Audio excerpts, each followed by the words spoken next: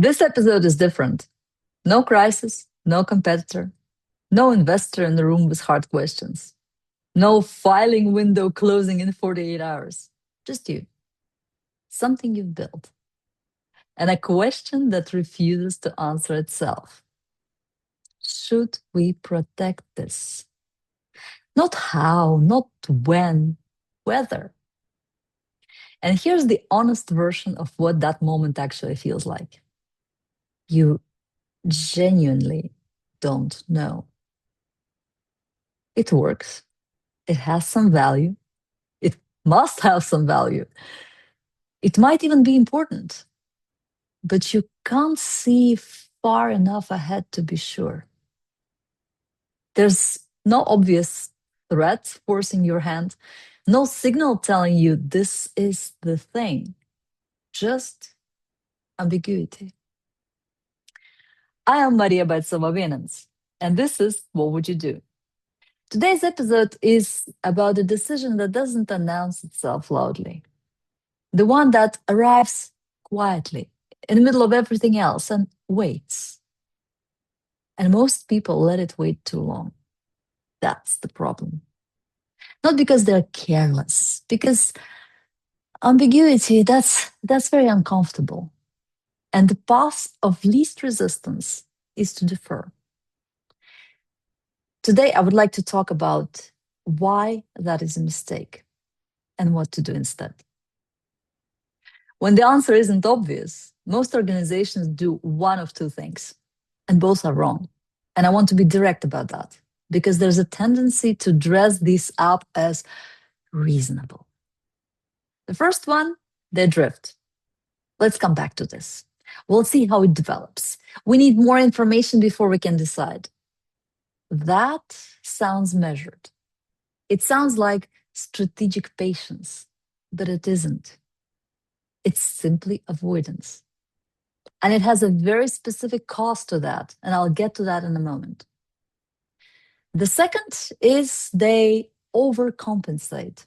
They protect everything, not because they've evaluated each element and concluded it's worth protecting, but because uncertainty is uncomfortable and activity feels like response. Filing something feels like doing something. So they do it across the board, and they call it building an IP portfolio. I want to be clear about both of these, because both of them are failures in decision-making, not of IP strategy. Drifting is a decision. It just isn't owned. You're not waiting for more information. You're letting time choose for you. And time, it's a terrible decision maker. It doesn't know your business, it's your market, your competitive position. It just runs out. Overprotecting, on the other hand, is also a decision. It just isn't precise. You're spending real resources, money, attention, legal capacity on things you haven't actually evaluated. That's not caution. That's appearance of caution. Neither of those is a strategy. Say it clearly to yourself. Neither is strategy. Here's the core problem with this situation. You are being asked to evaluate future value with present information. And that is genuinely hard. In early stage or fast-moving environments, you will not have complete information. Heck, you will never have complete information. Waiting for it is not a plan. It's a way of avoiding the discomfort of deciding under uncertainty. But here's what I've noticed about how people typically try to resolve this. They treat it as an information problem. If we just knew more about the market, the competition, the product direction, we could make the call. And so they go looking for more information, more landscape analysis, more internal discussion, more time. What they're actually doing is looking for permission to decide. Something external that will make the choice obvious so they don't have to own it. That permission rarely comes. Markets don't send notifications, Competitors don't announce their plans. The moment when something becomes obviously worth protecting is often the moment when it's already too late to protect it properly. So the question, is this worth protecting while natural, is actually the wrong question. It's asking you to predict value. You can't do that.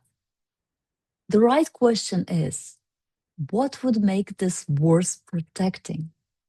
Under what conditions, specific, definable conditions, does this element become something we need formal protection around?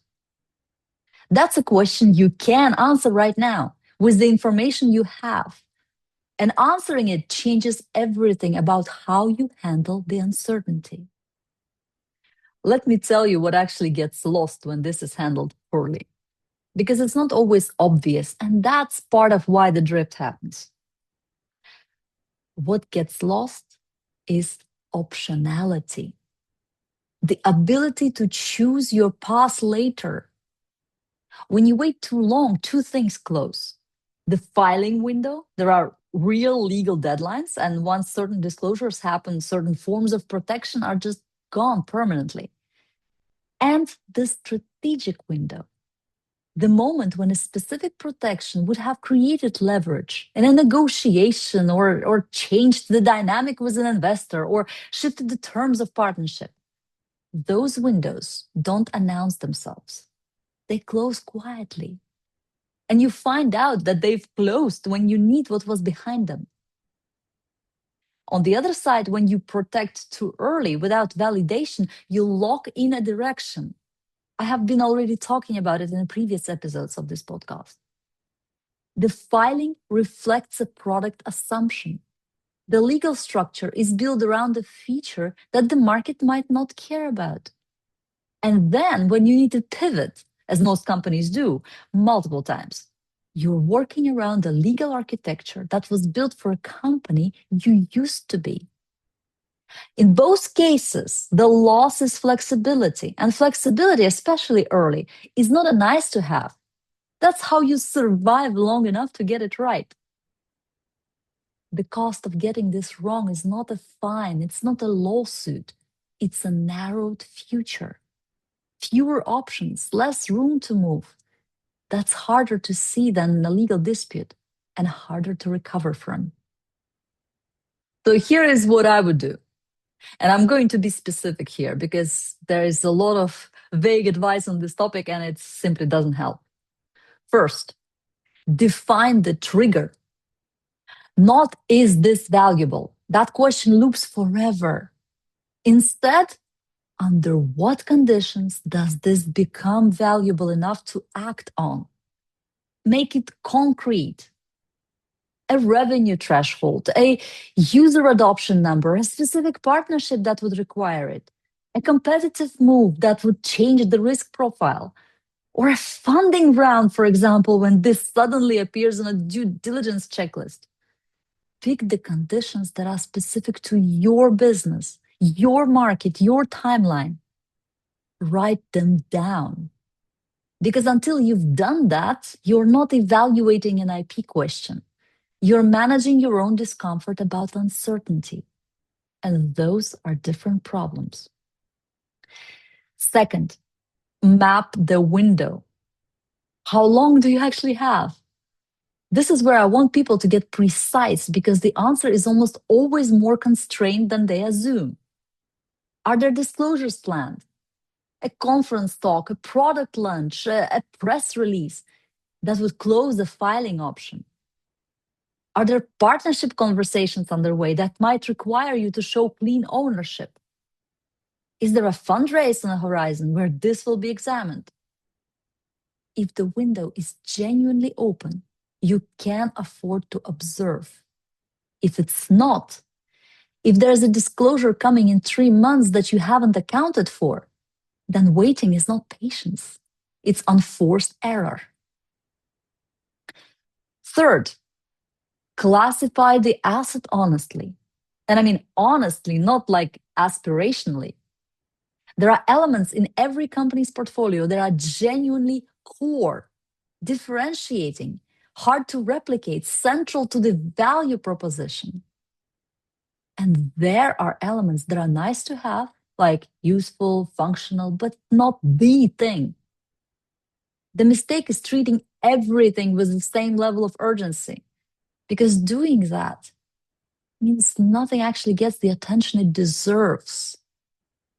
Core elements with narrow windows get acted on now. Everything else gets a trigger and a timeline, not a filing. Fourth, and this is the one I will not soften. Make a decision, an actual decision with your name on it. Protect it, delay with intent and a specific review date, or consciously decide not to protect it, understanding what that means. Those are three different outcomes. All of them are acceptable. What is not acceptable, what costs you the most over time, is leaving it unresolved and calling that caution. We'll see is not a position, it's an abdication. And the bill for that abdication tends to arrive at the worst possible moment, when you have the least capacity to deal with it. Decide, own it, move. Not every asset deserves protection. That's true. Not every uncertainty needs to be resolved immediately. Also true. But every situation like this deserves a decision, a real one, made deliberately by someone with authority who understands the trade-offs and is willing to stand behind the call. Because the alternative, and I've seen this play out more times than I can count, is that time makes a decision. The window closes, the disclosure happens, the competitor moves, the investor asks a question, and suddenly you are not deciding IP strategy in a comfortable planning session. You are managing a crisis that didn't have to be one. The companies that handle this well are not the ones that protect the most. They're the ones that know what they have, understand when it matters, and act before pressure forces them to. That's not brilliance, that's discipline. And discipline, in my experience, is significantly rarer than brilliance and significantly more valuable.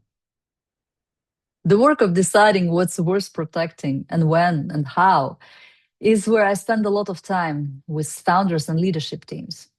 Because this particular type of decision sits in a very uncomfortable middle ground between legal and strategic. And most people aren't sure who's supposed to own it. The answer, by the way, is someone who can see both. And that's quite a rare combination. Thank you very much for listening to the 10th episode of What Would You Do? 10 episodes, 10 decisions. The situations were different. The pressures were different. The tools and the timing and the stakes were different. But the discipline underneath all of them was the same. See clearly, decide deliberately, and own the outcome. Even when the outcome is uncertain, even when the decision is uncomfortable, even when continuing is easier than changing, that discipline is not natural. It doesn't come by itself. It's built deliberately over time through exactly the kind of reflection that we've been doing here. So thank you once again very much for being part of this first series. There's more to come. Until next time, think clearly, decide better.